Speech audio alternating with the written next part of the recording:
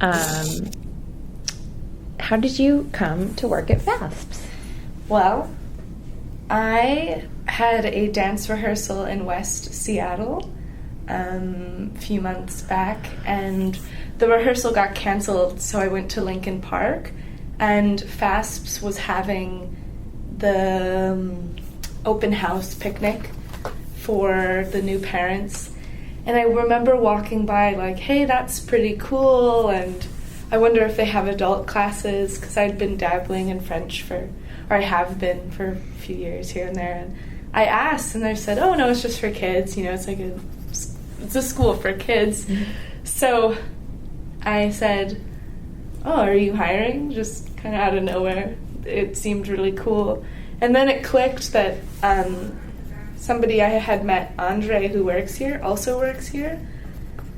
And yeah, I went through the interview process, and at first, when they offered me the job, I said no. Oh. Because I was afraid of a big full-time job in my life. Mm-hmm. I'm still pretty young, and I just moved to Seattle, so I was like, I don't know if I'm ready for a 9-to-5 with a big morning commute through a huge city twice a day.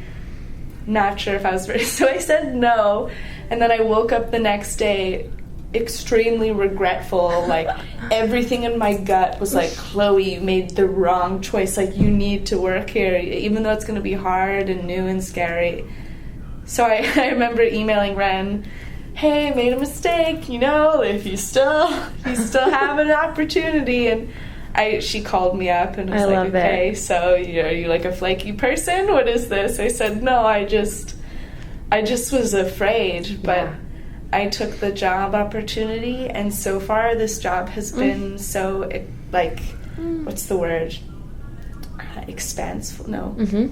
Expansive? Expansive, that's the word. Oh. This job's been really expansive, and I've met so many cool people, and it's been nice to jump back into French. The last 6 months I've been focusing on modern standard Arabic, but now I'm taking a small break with Arabic to jump back into French. But yeah, I really love both the languages, so I'm trying to truly learn both of them. And before the job, I was working with kids privately, and I grew up working with kids, and it just kind of, the fact that this job is not only so community oriented and kind, and everybody's very professional and unique. The fact that I get to practice my French almost 8 hours a day while I was getting paid is really cool. How did you begin to learn French? I was like, what drew you 14, to the French language? 15, and I remember when I was really young, I remember always asking my mom, like, do you know any French? And all she knew was like, parlez-vous français? And I just was like, do you know any more? Like, what do you know? And then 14, 15, I watched some French films and always kind of wanted to learn. So I've only really learned with my phone. Like, that's seriously the only way I've really learned French is with my phone. And do you use an app? Yeah, Babbel or Duolingo or whatever. And then when I moved to Seattle in March, I did Alliance Française for about 5 months. But then I just decided, no, I'm just going to stick with Arabic, because I wanted to, it's just super challenging, and I was falling behind in both. And what drew you to Arabic, to learn Arabic? So I'm a belly dancer, and I belly dance pretty much every weekend after work, and I practice all the time after every work day, and Wow. So outside of this job, like, who I really am is a classical Egyptian dancer. Wow. And yes. How did you get into that? How long have you been doing it for? Well, not that long. When I was 15 years old, my mother signed me up for a 6-month belly dance series for teenagers. And at first I was like, Mom, that's so weird. That's so, like, I don't want to do that, and then I did it, and then here I am. Yeah. So I absolutely loved it, and not only did I love the dance form, it was so body positive towards being a woman and coming into my body and my own artistic expression, because so many girls grow up so self-conscious of their bodies. So true. And like, I had never experienced anything in my life that made me feel that way. So really special. And I just kept up with it, and I've traveled for big competitions, and I've performed at big gala events, and wow. And yeah, I mean, in the coming few weeks I'll be going down to Portland to perform, and wow, and attending some workshops and whatever. But like, yes, and every weekend I have rehearsals with these two other dancers, and it's go time. Like, so if belly dancing is an Egyptian art form, and it's complicated. But continue your question anyway. So I was curious if the terminology in ballet, in like classical dance, is French. Is some of the terminology in belly dancing, is that Arabic? Kind of. It's really complicated. So belly dance is an incorrect term of the dance form. It's a cultural dance, and throughout the Middle East, in every country has their own cultural dances, like multiple dances. In Iraq, there are so many different types of dances, but they're not belly dancing. Or there's Turkish belly dance, and there's Egyptian belly, there's Moroccan belly dance. But technically what I'm doing is raqs sharqi, which raqs in Arabic means dance, and sharqi means oriental. So raqs sharqi in Egypt is their classical oriental dance of Egypt. But in Turkey they have another style. So it's really complicated. It's like if you were to go to Russia and learn all the different folk dances in Russia, you know, which one are you learning, and every region has their thing, and it's kind of the same in that way. Right. It's fascinating. So complicated. I never knew that. It is so complicated. So what I'm studying is primarily the Egyptian style, but even then within the Egyptian style it gets really complicated, from new stuff to old stuff. And you study in West Seattle? Did you say you go to dance? No, so I rehearse. Well, I do study a bit in West Seattle. Well, I study a lot on my own time, and I study with as many teachers as I can, but I travel for workshops. But yes. Yeah. Cool. Chloe, where are you from?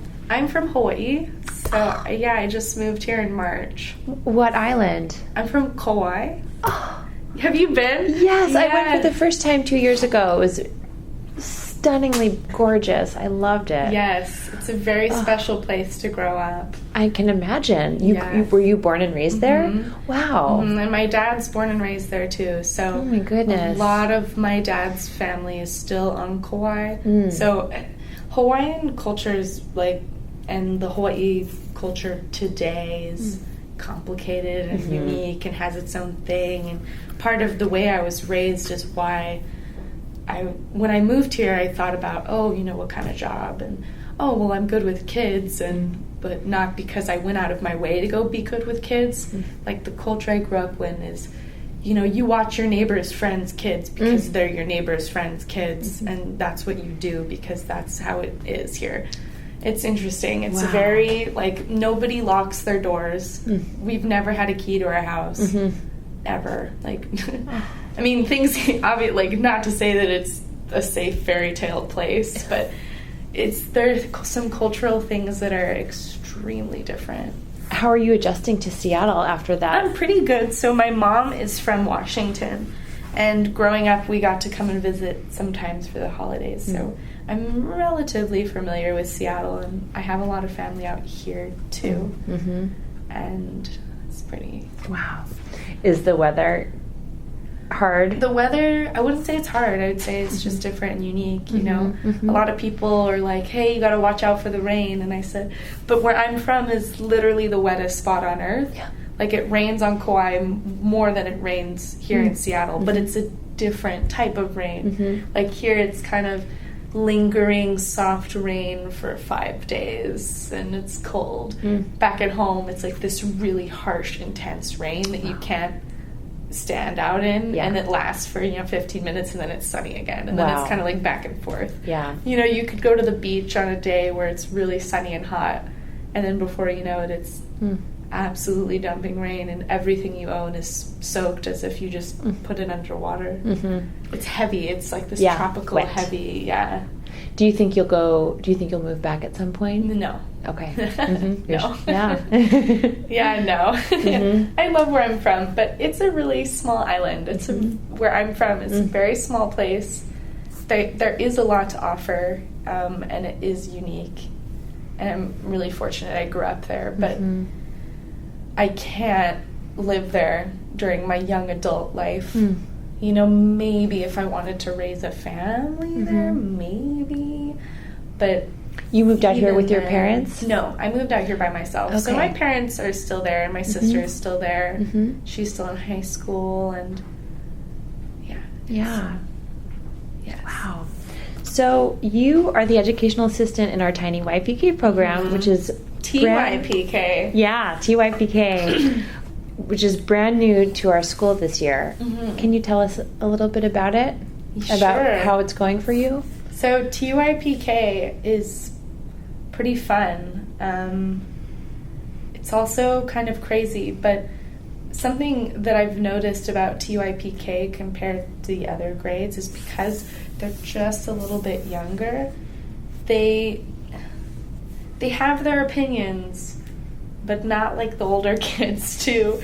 So they do stay pretty relaxed a lot of the time, which is neat. We'll see how long that lasts. But TYPK is cool. The two ladies that I work with are very smart, and I'm learning a lot from them, Rita and Deborah. I really enjoy working with them. They make the experience a whole lot better too. And yes, so it's been really good. The kids are really fun. Everyone is really individual. But it's neat to see how much they're learning very quickly. Because the first 2 weeks were really crazy. I was like, I don't really know how this is going to work. And now they're figuring out, oh, this is what you have to do before you eat, and this is what you have to do afterwards, and without us having to tell them anymore. Do you speak French with them? As much as I can. Yeah, as much as I can, especially when Rita and Deborah are constantly speaking French with them. I pick up more language-wise, but so many of the kids don't speak French at home, so I have to speak English to a lot of them. Right. Have you showed them your belly dancing? A little bit, actually, a little bit. Not really, but I brought a big veil in, this big yellow veil that I danced around with for 3-4 minutes. Oh, they must have loved that. Yeah, it's just like this mesmerizing. And then I did it for Sibel's class as well. Yeah, it's good times. Cool. What's your favorite part of the day in Tiny YPK, and what's the most challenging part of the day for you? Let's see. I really like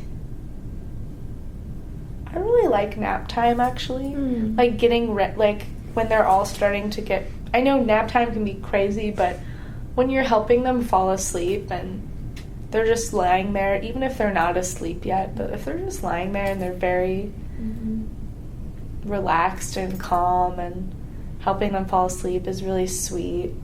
Or I like when they're outside playing too. Like not even just playing with the toys, they want to like do more things together. That's always really neat.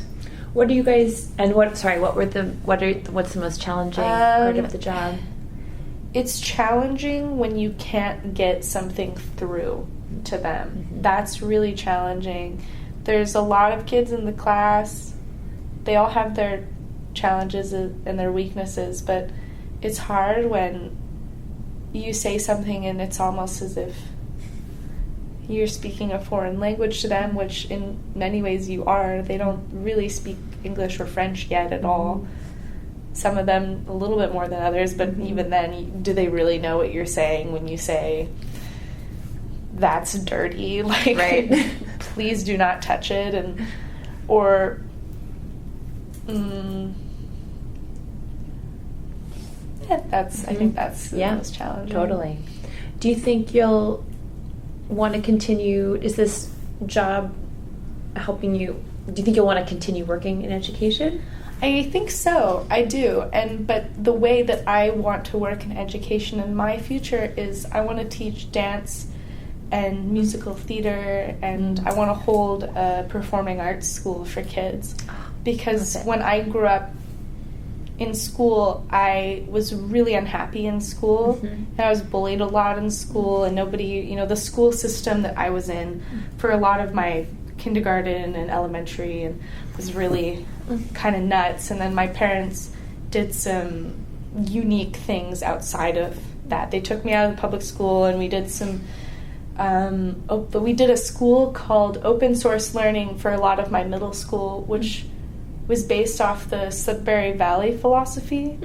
It was kind of a very different curriculum that we did, and then I did homeschool for a lot of high school. But anyways, to answer that question, when I would leave school, or there was a summer program, a theatrical thing that I had after school, or that's where I felt I could be most myself, because they were teaching us how to process things through our body and through our unique silliness, and you figure out how to make the character unique. You dance or you sing, and you let it out in this way, rather than sitting down at a desk and being told, if you don't learn it fast enough, then you're not smart.